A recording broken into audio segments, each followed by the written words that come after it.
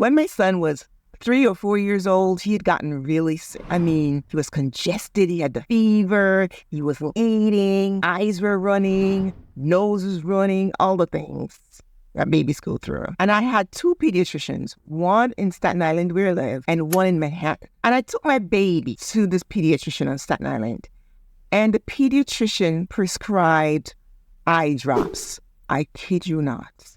Eye drops?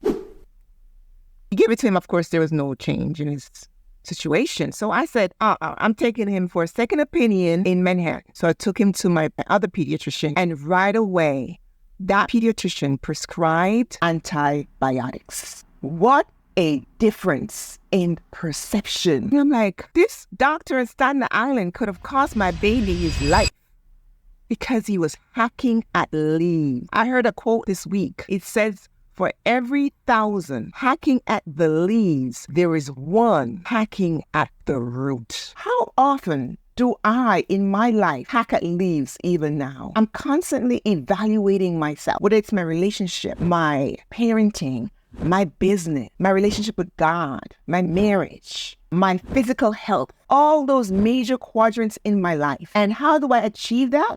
By focusing on the thinking framework to help you to understand the importance of the thinking skills. And big picture thinking is the first skill within the thinking framework. It basically says when you think holistically, you can see further, better, longer, quicker. You don't hack at leaves because you see the big picture. If we don't focus on big picture thinking, we hack at leaves. We focus on symptoms. But if we are knowing ourselves, getting to know ourselves so we can grow ourselves, then we take into consideration the big picture that helps us to see further, quicker, and encapsulate the entire vision of the life and the outcome that we're after. I told my teammates, listen, there are 4 quadrants that we're working with. Quadrant 1, the urgent and the important. Quadrant 2,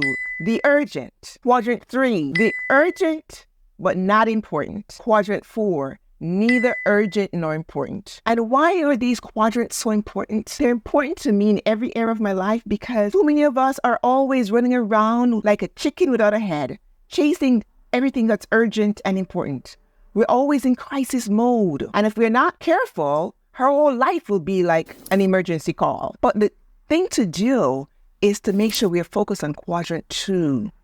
The things that are not necessarily urgent, but they're hella important. Things like going to the gym. Things like setting up that lunch date to build strategic relationships. Things like having that talk with your spouse. Uncomfortable though it may be, it's a necessary conversation. Things like building your career, learning that extra skill, not necessarily urgent, but very important. Things like your relationship with God.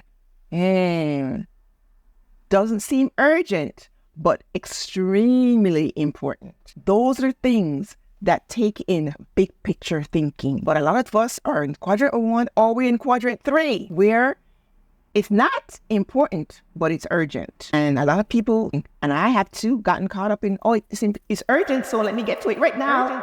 Phone is ringing, so I must answer it. No, you don't. You don't have to. They can wait.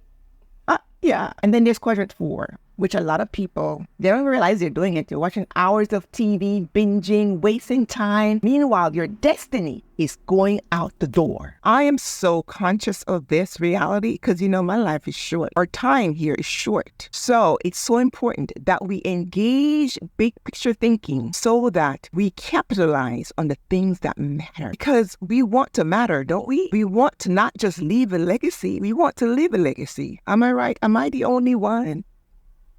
I'm sure you want to leave a legacy too. Not just leave one, but live one. Your legacy is important. So get your own burning in your own belly to engage big picture thinking that will help you to see further, better, quicker, longer, so that you stop hacking at leaves and start hacking at the root, so that you can know you to grow you, so that you can reach your altitude, so that you're not just focused on attitudes, but you're focused on the things underneath it that's driving the current attitude that you have that is impeding upon your altitude. Want more tips like this?